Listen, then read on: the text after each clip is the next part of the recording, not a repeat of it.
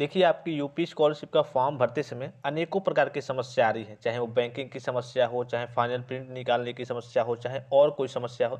जैसा कि अगर आप ऑफिशियल वेबसाइट पे अभी विजिट करेंगे तो यहाँ पे दिखाएगा आपका सर्विस अनअवेलेबल, या फिर रिन्यूअल वाले सेक्शन में आएंगे या फिर फ्रेश वाले सेक्शन में जाएंगे तो इस प्रकार की समस्या आएगी कि service unavailable, HTTP error 503, the service is unavailable, इस प्रकार की कुछ समस्या आएगी। ठीक है, इसके अलावा मैं बता दूं कि इस बार बहुत सारी चीज़ें करिए कि अलग तरीके से अपडेट हो रही है यहाँ पे वेबसाइट पे।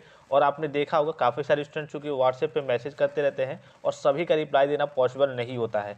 एक चीज़ मैं आपको क्लियर कर दूं, जो स्कॉलरशिप की डेट है अभी फिलहाल में आपने देखा होगा कि जो मैंने पिछली वीडियो में बताया था कि 31 दिसंबर 2023 है पोस्ट मैट्रिक और post matric other than inter के बच्चों की। तो क्या ये डेट बढ़ सकती है या फिर नहीं? तो अभी फिलहाल की स्थिति की बात करें तो अगर आपका वेबसाइट मान लीजिए कभी आपका सर्विस अनअवेलेबल बता रहा है, अपडेट हो रहा है, वो सारी चीज़ अगर मैनेज हो जाती हैं तो बढ़ने के थोड़े से चांसेस कम रहेंगे। लेकिन अभी भी उसके बावजूद भी उसमें इरर रहता है, यानी कि मान लीजिए कि 10-12 दिसंबर तक कहिए कि इरर भी रहता है, तो उसके बाद से जो आपकी 31 दिसंबर 2023 आपकी स्कॉलरशिप की लास्ट डेट है वो बढ़ने के चांसेस रहेंगे। ठीक है, तो यहाँ पर देखिए अभी यहाँ पे आपको दिख रहा होगा इंटरफेस पे बैंक विवरण में कि आधार सीडेड बैंक खाते में आधार नंबर से धनराशि का भुगतान होगा, यानी कि पैसे का भुगतान होगा।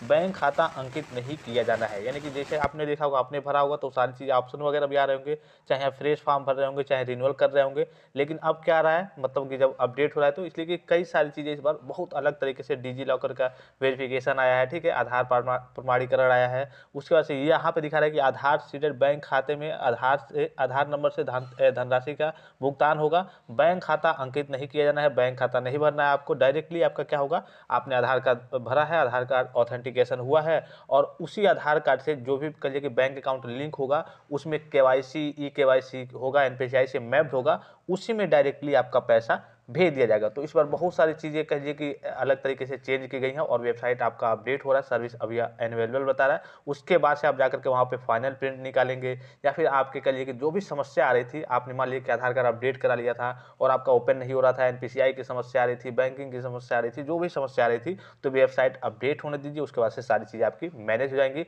उसके बावजूद भी कुछ रह जाती है तो आप हमसे व्हाट्सएप पे कॉन्टैक्ट कर सकते हैं या फिर कमेंट बॉक्स में कमेंट कर सकते हैं। लेकिन अभी आपको थोड़ा सा धैर्य बनाए रखना है और जो भी जानकारी आगे की मिलती रहेगी विभाग द्वारा मैं आपको इन्फॉर्म करते रहूँगा। इसके लिए आप सभी स्टूडेंट चैनल को सब्सक्राइब करके बेल आइकन को प्रेस करके ऑल पे जरूर क्लिक कर लीजिए और टेलीग्राम चैनल को जरूर ज्वाइन कर लीजिए। अगर डेट आगे बढ़ने की स्थिति या फिर कोई नोटिस आती है तो मैं आपको तुरंत इन्फॉर्म कर दूंगा। तो फिलहाल इस वीडियो में इतना ही, इजाज़त दीजिए। धन्यवाद, थैंक्स फॉर वॉचिंग। मिलते हैं नेक्स्ट वीडियो में।